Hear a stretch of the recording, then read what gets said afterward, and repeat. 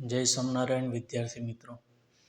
આજે આપણે ધોરણ 8માં સામાજિક વિજ્ઞાન વિષયમાં પ્રકરણ 7 આધુનિક ભારતમાં કલા એના વિશે અભ્યાસ કરીશું. તો પ્રાચીન કાળથી આપણી ભારતીય કલા અને સંસ્કૃતિ વિશ્વભરમાં આગવું સ્થાન ધરાવે છે. તો આપણને થાય કે કલા એટલે શું, એ પ્રશ્ન તો પહેલાં થવો જોઈએ. તો કલા એટલે માનવી પોતાના જે વિચારો, પોતાનું જે કૌશલ્ય, પોતાની જે આવડત એ રજૂ કરે છે વિવિધ માધ્યમો દ્વારા, એને જ આપણે કલા કહીશું. એટલે કલા એટલે માનવીની અભિવ્યક્તિનું માધ્યમ. ધારો કે સચિન તેંડુલકર ક્રિકેટર રમે અને આપણે ગલીમાં ક્રિકેટ રમે, તો એમાં ફરક છે. કેમ? તો કે એના જોડે એવી વિશિષ્ટ કળા છે ક્રિકેટ રમવાની. બાથરૂમમાં આપણે સંગીત ગાતા હોય અને સોનુ નિગમ કે લતા મંગેશકર સંગીત ગાતા હોય, તેમાં ફરક છે. કેમ? તો કે એની જોડે વિશિષ્ટ કળા છે. એમ દરેક માનવીમાં કોઈને કોઈ કળા હોય જ છે. તો એ કળા એટલે જ શું કે માનવીની પોતાનું માનવચિત્ત, પોતાની રજૂઆત, પોતાના વિચારો એ જે માધ્યમથી રજૂ કરે છે એને કલા કહેવામાં આવે છે. તો કલાના મુખ્ય બે પ્રકાર પડે છે. એક છે દ્રશ્ય કલા અને બીજું છે પ્રદર્શિત કલા. અહીંયા આપણે જોઈ શકીએ છીએ દ્રશ્ય કલા અને પ્રદર્શિત કલા. તો દ્રશ્ય કલા એટલે એવી કળા કે જેમાં ચિત્ર, શિલ્પ અને હસ્તકલાનો સમાવેશ થાય. તમે જોઈ શકો છો અહીંયા એક ચિત્ર છે જેમાં આપણને ગામનું દ્રશ્ય કેવું હોય ગામડાનું એ અહીંયા જોવા મળે છે. જેમાં એક બળદ છે, એક માસી છે જે પાણી ભરીને પોતાના ઘરે લઈ જતા હશે, એવું આપણને આ ચિત્ર પરથી વિચારવામાં આવે છે. એક નાનો બાળક છે જે ગોવાળિયાની જેમ લાકડી પકડીને ગાયો ચરાવવા માટે ગયો હોય એ પ્રકારે એનો પહેરવેશ છે અને પાછળ આખું મોટું ખેતર દેખાય છે. એટલે આ ગામડાનું દ્રશ્ય આપણને આ ચિત્રમાં જોવા મળે છે. એમ અહીંયા આપણે બીજું એક ચિત્ર છે જેમાં બળદગાડા ઉપર બાળકોને એક જગ્યાએથી બીજી જગ્યાએ લઈ જાય છે. તો તે વખતની સામાજિક સ્થિતિ, તે વખતનું કયા પ્રકારનું પરિવહનનું સાધન હતું એ અહીંયા રજૂઆત થાય છે. અહીંયા આપણે જોઈએ છે ભીત ચિત્ર છે કે જેમાં પીઠોરા દોરેલા છે. આદિવાસી સંસ્કૃતિ કેવા પ્રકારની હતી તે સમયે અહીંયા આપણને આ ચિત્રમાં જોવા મળે છે. અહીંયા આપણને ગુફા ચિત્ર જોવા મળે છે.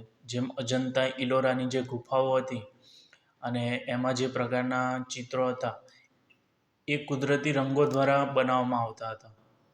કુદરતી રંગો એટલે કે જે માટી દ્વારા દોરવામાં આવ્યા હોય, માટી ભીણી કરી દીધી હોય એના દ્વારા ભીતો ઉપર દોરવામાં આવ્યો હોય, કાં તો પછી પ્રાણીઓના ચામડા દ્વારા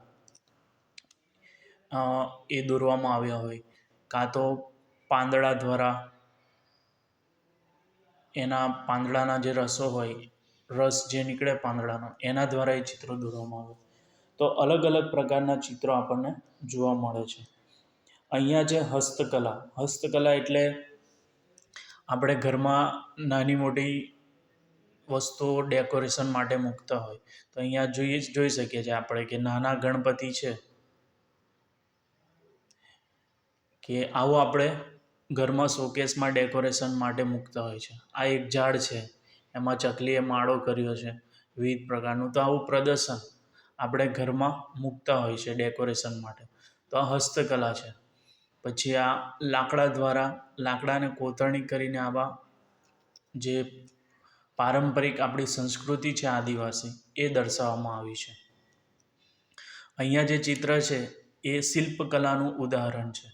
તમે પથ્થર જે હોય, પથ્થરની કોતરણી કરીને એની મૂર્તિ બનાવો, તો અહીંયા આ શિલ્પકલા આપણે જોઈ શકીએ છીએ.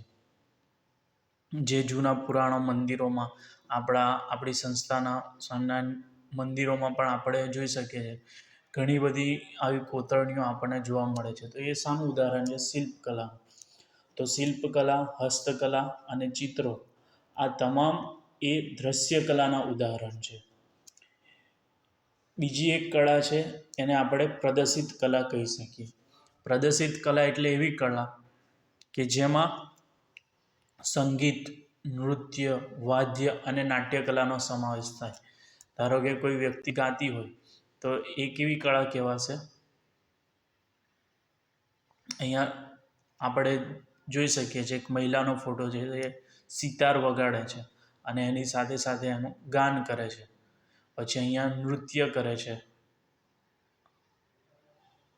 અહીંયા નાટક ચાલતું હોય એવું આપણે જોઈ શકીએ છીએ કે જેમાં કોઈ નાટક ભજવવામાં આવતું હશે. તો આ બધી જે કળાઓ છે એને આપણે પ્રદર્શિત કલા કહીશું. એટલે કલાના મુખ્ય બે પ્રકાર પડે છે, દ્રશ્ય કલા અને પ્રદર્શિત કલા. એટલે આપણે ભારત દેશ જોઈએ તો કલા અને સંસ્કૃતિને ઉજાગર કરતું એક માધ્યમ છે, જેમાં ભારત એ વિવિધતામાં એકતા. અહીંયા અનેક પ્રકારના લોકો, અનેક ધર્મના લોકો, જુદી જુદી સંસ્કૃતિ, જુદી જુદી બોલી ધરાવતા લોકો વસવાટ કરે છે. એટલે વિવિધતામાં એકતા, ધર્મનિરપેક્ષતાના તત્વો સાથે ભારતીય કલા એ વૈશ્વિક સ્તરે જોવા મળે છે. એટલે આધુનિક કળામાં લલિત કલા એ મુખ્ય છે અને એમાંનો એક પ્રકાર એટલે કે ચિત્રકલા. એના વિશે આપણે વિશિષ્ટ અભ્યાસ આ પ્રકરણમાં કરવાના છે. તો એમ જોઈએ તો પ્રારંભથી જ પ્રકૃતિ અને ધર્મ એ ચિત્રકલાના કેન્દ્ર તરીકે રહ્યા છે. જ્યારે ચિત્રની શરૂઆત થઈ ત્યારે શરૂઆતમાં ધર્મગ્રંથોમાં આવતા પ્રસંગો આપણે ઘણા બધા જોતા હશું કે ઘરમાં મહાભારતનો જે પ્રસંગ છે યુદ્ધનો, એનું ચિત્ર આપણા મોટાભાગના ઘરોમાં હશે, જેમાં શ્રી કૃષ્ણ ભગવાન એ રથ ચલાવતા હોય અને પાછળ અર્જુન એ બાણ લઈને યુદ્ધમાં પોતાની લડાઈ કરતો હોય છે. તો આ એક મહાભારતનો જે યુદ્ધનો પ્રસંગ છે એ આપણા મહાભારત ધર્મગ્રંથ પરથી આવ્યો છે. તો એના ચિત્રો, દેવી દેવતાઓ, આપણે સમુદ્ર મંથન થયું એમાં એક બાજુ દાનવ અને એક બાજુ દેવતાઓ હતા. તો એ ખેંચતાણમાં જે પણ કંઈ વસ્તુ નીકળે એ બંને વચ્ચે વેચવામાં આવતું. તો દેવી દેવતાઓ, એના પ્રસંગો, પશુ અને પક્ષીઓ, જૂના પશુ પક્ષીઓ કેવા પ્રકારના હતા એના ચિત્રો એ જૂના ચિત્રોમાં આપણને જોવા મળતા હતા. પરંતુ ત્યારબાદ વ્યક્તિ અને સામાજિક રીત રિવાજો પણ ચિત્રોમાં સ્થાન મળ્યું. એટલે જેમ જેમ સમય વીતતો ગયો તેમ આપણે જોઈએ છે કે જૂના રાજા મહારાજો, તે વખતે તો કંઈ કેમેરા હતા નહીં, પણ એમના દોરેલા ચિત્રો એ આપણે જોઈ શકીએ છીએ. એ જ રીતે સામાજિક રીત રિવાજો, અત્યારે આપણે પિઠોરાનું એક ચિત્ર જોયું તો સમાજમાં કેવી રીત રિવાજો હતા, કેવી પરંપરા હતી, એના ચિત્રો પણ આપણે જોઈ શકીએ છીએ. એટલે જે કલા એને શીખવાડવાનું કામ એ તે વખતે તક્ષશિલા અને નાલંદા જેવા વિશ્વવિદ્યાલયોમાં થતું હતું. જેમ અત્યારે હાવર્ડ અને ઓક્સફર્ડ છે, તેમ તે સમયમાં ભારતમાં તક્ષશિલા અને નાલંદા એ વિશ્વવિદ્યાલય હતી, જેમાં કલા શિક્ષણ મેળવવા માટે દેશ વિદેશમાંથી પણ ઘણા બધા વિદ્યાર્થીઓ ત્યાં આવતા હતા. પણ જેમ જેમ સમય ગયો, અંગ્રેજોનું શાસન આવતું ગયું, એમ ભારતીય કલા અને સંસ્કૃતિ વિસરાઈ ગઈ. ગુજરાતમાં કલા શિક્ષણ માટે કોઈ ખાસ સંસ્થા જ ન હતી. પણ તે વખતે કચ્છના મહારાવ પ્રાગમલજીએ ભુજમાં ઈસવીસન 1877-78માં એક કલા શાળા શરૂ કરી. એટલે તે સમયથી ગુજરાતમાં કલા શિક્ષણની શરૂઆત થઈ. ત્યારબાદ વડોદરાના મહારાજા સયાજી રાવે પણ કલા ભવન માટે કલાનું શિક્ષણ આપતું એક સ્થળ એ સ્થાપ્યું. અમદાવાદમાં શેઠ ચિમનલાલ નગીનદાસ વિદ્યાલય, જે શેઠ CN વિદ્યાલય તરીકે પણ ઓળખાય છે, એ 1951માં શિક્ષકોની તાલીમ માટેનો અભ્યાસક્રમ શરૂ કરવા કલા શાળાની સ્થાપના થઈ. એટલે 1951માં શિક્ષકોની તાલીમ માટે આ વિદ્યાલયમાં કલા શાળાની સ્થાપના કરવામાં આવી, જેના પ્રથમ આચાર્ય બનવાનું બહુમાન રસિકલાલ પરીખને ફાળે જાય છે. એટલે તમને એવો પણ પ્રશ્ન પૂછાય કે કલા શાળા જે અમદાવાદમાં હતી, શેઠ CN વિદ્યાલય, એના પ્રથમ આચાર્ય બનવાનું બહુમાન કોને પ્રાપ્ત થયું હતું? તો રસિકલાલ પરીખ, એ તમે લખી શકો. ત્યારબાદ આ કલા શાળામાં DTC ડ્રોઈંગ ટીચર સર્ટિફિકેટનો અભ્યાસક્રમ શરૂ થયો. એટલે DTC એટલે ડ્રોઈંગ ટીચર સર્ટિફિકેટ. તમારે શાળામાં ચિત્રના શિક્ષક તરીકે જો જોબ મેળવવી હોય તો આ DTCનો કોર્સ એ તમારે કરવો પડે, જેમાં તમને ચિત્ર દોરવાની કળા વિશેનું શિક્ષણ ત્યાં આપવામાં આવે. 1960માં તેનું મહાકાલ વિદ્યાલયમાં રૂપાંતર થયું.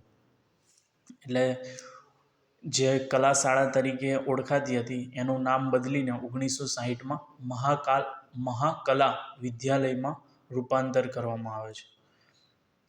ચિત્રકલાનો ઇતિહાસ જોઈએ તો ભારતમાં ચિત્રકલાનો ઇતિહાસ 9000 વર્ષ જૂનો છે.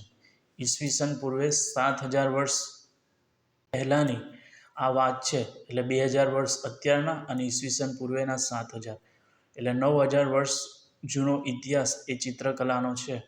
જેમાં મધ્યપ્રદેશની ભીમબેટકાની ગુફાઓમાંથી ચિત્રો મળી આવ્યા હતા. તે ભારતીય ચિત્રકલાનો પ્રથમ પુરાવો ગણાય છે.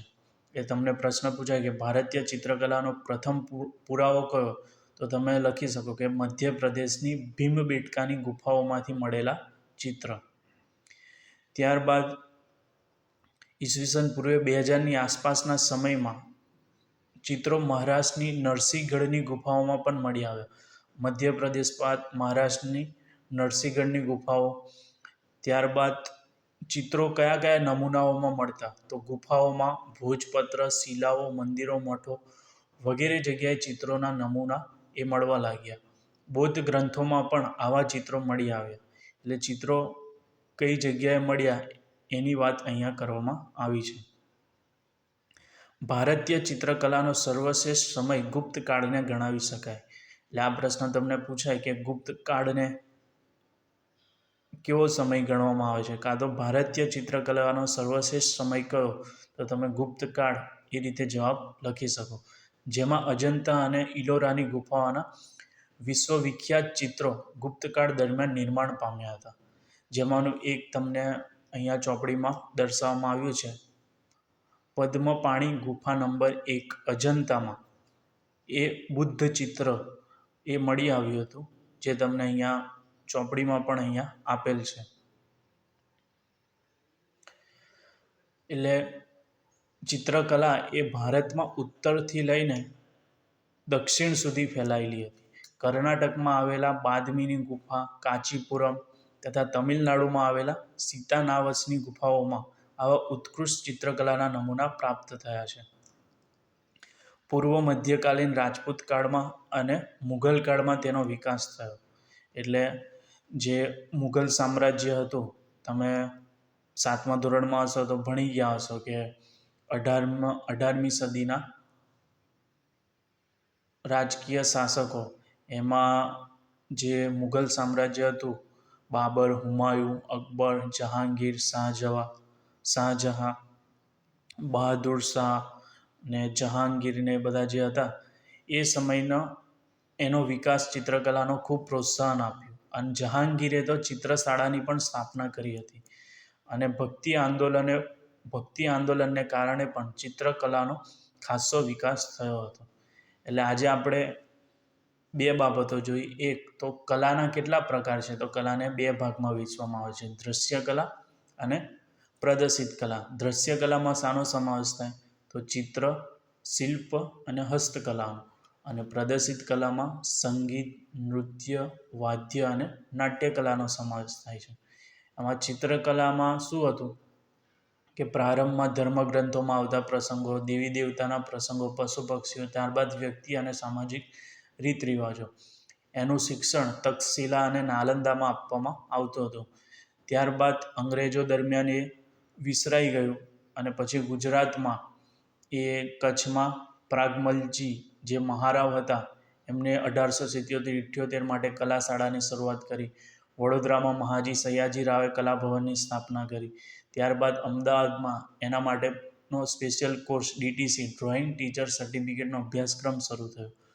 એના ઇતિહાસમાં જોઈએ તો 9000 વર્ષ જૂનો ચિત્રકલાનો ઇતિહાસ છે, જેમાં મધ્યપ્રદેશમાંથી ભીમબેટકાની ગુફાઓમાંથી મળેલા ચિત્રો એ ચિત્રકલાનો પ્રથમ પુરાવો છે. ત્યારબાદ અજંતા ઇલોરામાંથી જે ગુપ્ત કાળ દરમિયાન આપણને ચિત્રો મળ્યા એ ચિત્રકલાનો સર્વશ્રેષ્ઠ સમય ભારત માટે ગણી શકાય.